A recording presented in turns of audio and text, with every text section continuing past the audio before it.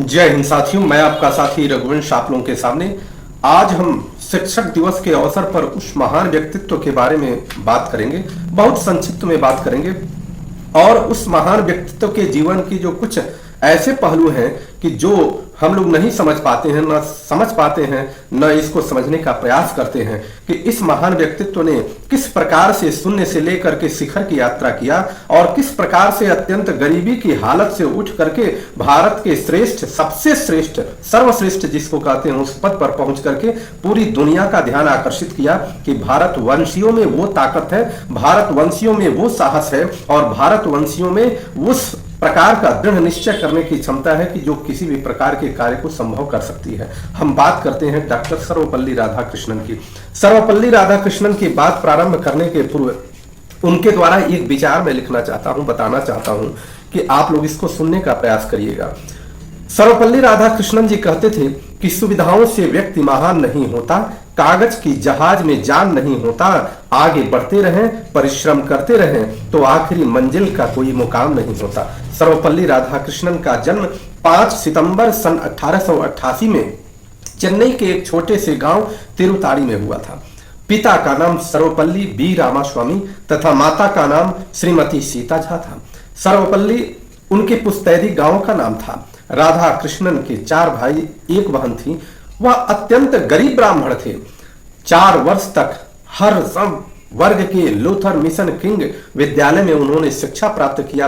15 वर्ष की आयु में शिवकामु नाम की 10 वर्ष की आयु की लड़की से उनकी शादी हो गई। 1906 में चेन्नई के क्रिश्चियन कॉलेज से बीए की डिग्री हासिल किया उन्होंने।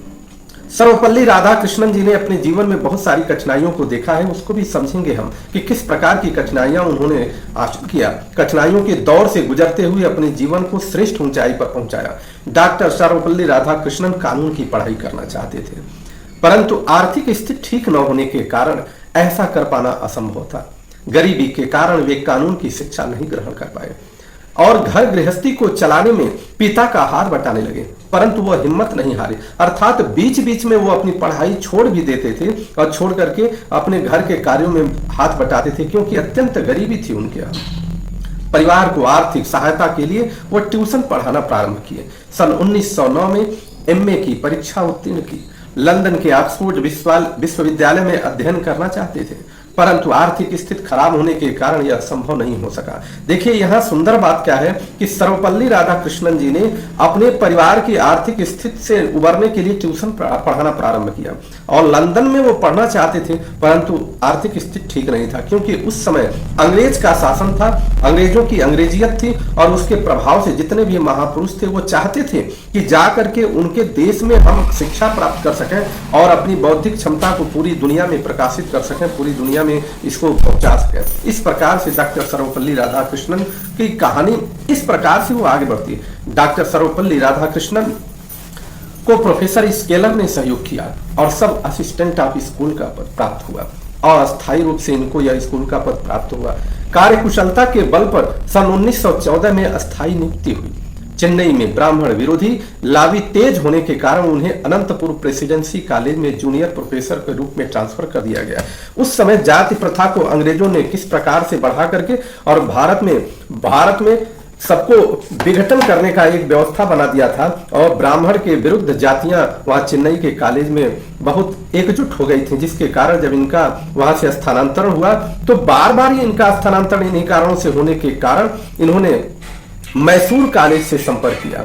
मैसूर सरकार विलायत से पढ़कर के आने वाले लोगों को ही किसी प्रोफेसर को ही नियुक्ति करना चाहती थी, जो सबसे बड़ी समस्या थी। समस्या इसमें यह थी कि यह बाहर के किसी भी कॉलेज से इन्होंने शिक्षा नहीं प्राप्त किया था, परंतु मैसूर कॉलेज भारत के सबसे श्रेष्ठ कॉलेजों में जाना जाता था और मैसूर कॉलेज के में ये पढ़ाना चाहते थे, परंतु इनके अंदर ये प्रतिभा नहीं थी। और विश्वेश्वरैया जी इनके मैसूर कॉलेज के विश्वेश्वरैया जी मैसूर के राजा के दीवान थे और जब यह विश्वेश्वरैया जी के पास पहुंचे तो इनकी प्रतिभा को इस प्रकार से उन्होंने समझा कि वह वहां के राजा के प्रयास से मैसूर कॉलेज में इनको दाखिला मिल गया। दाखिला का अर्थ यह है कि 1918 में ये पढ़ाने के लिए प्रोफेसर के रूप में नियुक्त हुए और निरंतर शोध कार्य करने के परिणाम स्वरूप इनको डॉक्टरेट की मानद उपाधि भी दी गई। एक बार कुछ छात्रों ने इनसे प्रश्न पूछा कि सर आपने कौन सी विदेशी परीक्षा पास की है। डॉक्टर राधा कृष्णन ने उत्तर दिया कि हम विदेश से तो किसी भी प्रकार की शिक्षा नहीं प्राप्त की, परंतु ये तुम्हें विश्वास दिला रहे हैं कि विदेश से पढ़ा नहीं हूं, परंतु विदेश पढ़ाने जरूर जाऊंगा। स्वाभिमानी डॉक्टर राधाकृष्णन मैसूर कॉलेज में लोकप्रिय हो गए, परंतु उन्हें अस्थायी न करने के कारण उनके मन में घृणा उत्पन्न हो गई और मैसूर कॉलेज को उन्होंने छोड़ दिया। उसके पश्चात कलकत्ता विश्वविद्यालय में चले गए और दिसंबर 1925 में इंडियन फिलोसॉफिकल कांग्रेस का प्रथम अधिवेशन कराया गया। सन 1931 में आंध्र विश्वविद्यालय के यह उप कुलपति नियुक्त हुए। विभिन्न संस्थानों से जुड़ने के कारण उन्हें विदेश जाना पड़ता था तथा सन 1936 में उस गरीब ब्राह्मण का विदेश पढ़ाने का वह वाक्य सत्य हुआ और ऑक्सफोर्ड विश्वविद्यालय में पढ़ाने का उन्हें प्रथम अवसर प्राप्त हुआ। पंडित मदन मोहन मालवीय जी के अनुरोध पर सन 1939 में डॉक्टर राधाकृष्णन जी को मॉस्को का राजदूत नियुक्त किया गया। 1939 में डॉक्टर राधाकृष्णन को मॉस्को का राजदूत नियुक्त किया गया और 11 मई 1952 को डॉक्टर राधाकृष्णन को भारत का उपराष्ट्रपति नियुक्त किया गया।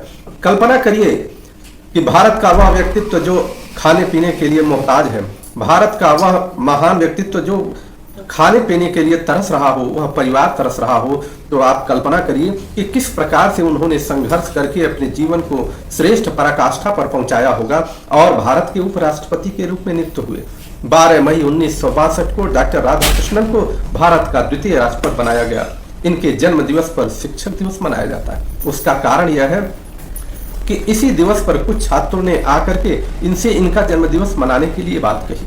इन्होंने कहा कि मेरा जन्म दिवस मनाने का कोई अर्थ नहीं है, कारण कि तुम्हें जिस शिक्षक ने ज्ञान दिया है, जिन लोगों ने तुम्हें ज्ञान दिया है, उस ज्ञान देने वाले का जन्मदिन मनाओ, जा करके अपने अपने अध्यापकों का जन्मदिन मनाओ। उसी बार से डॉक्टर राधाकृष्णन के जन्म दिवस के अवसर पर शिक्षकों का जन्म दिवस मनाया जाता है। माना जाता है जिस प्रकार से गुरु परंपरा में जब भी कोई श्रेष्ठ मुनि होता है, कोई तपस्वी होता है या जब भी कोई साधु सन्यासी होता है, तो उनका जन्म दिवस जो इस धरती पर आते हैं वह दिन नहीं माना जाता। यह माना जाता है कि जिस दिन से उन्होंने अपने पूरे जीवन को त्याग कर दिया और अध्यात्म की तरफ ले जाकर के श्रेष्ठ परंपरा में चले गए, वो जन्म दिवस माना जाता है और उनके पिता इत्यादि सारे लोग बदल जाते हैं। उसी प्रकार से सभी शिक्षकों का जन्म दिवस महानता के रूप में मनाया जाने लगा। यही कारण है कि पूरे भारत में हर्षोल्लास के साथ सभी शिक्षक दिवस मनाया जाता है। एक गरीब ब्राह्मण का पुत्र अर्थाभाव के बाद भी संघर्ष के बल पर भारत का सर्वोच्च पद प्राप्त करता है, तो आप क्यों नहीं प्राप्त कर सकते हैं। आप अपने अंदर अपने लक्ष्य के प्रति, अपने सोच के प्रति दृढ़ निश्चय कर लीजिए और साथ ही साथ ईश्वर को साक्षी मान करके किसी भी कार्य को प्रारंभ करिए, तो आपका कार्य निश्चित रूप से सिद्ध होगा। एक पुत्र 5 पुत्रियों वाले डॉक्टर राधा कृष्णन जी, जिनके पास एक पुत्र और 5 पुत्रियां थीं, सन 1967 के मई महीने में राष्ट्रपति का कार्यकाल इनका जब समाप्त हुआ तो 17 अप्रैल सन 1975 को उनका देहावसान हो गया।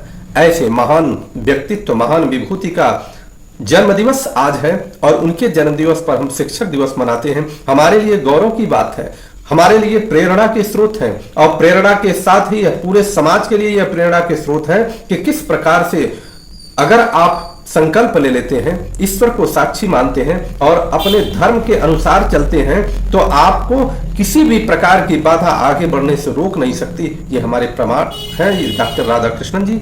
आप सभी लोग उनका अनुसरण करें। सभी शिक्षकों को बहुत बहुत बधाइयां, बहुत बहुत आज शिक्षक दिवस की बधाइयां, बच्चों को बधाइयां। जय।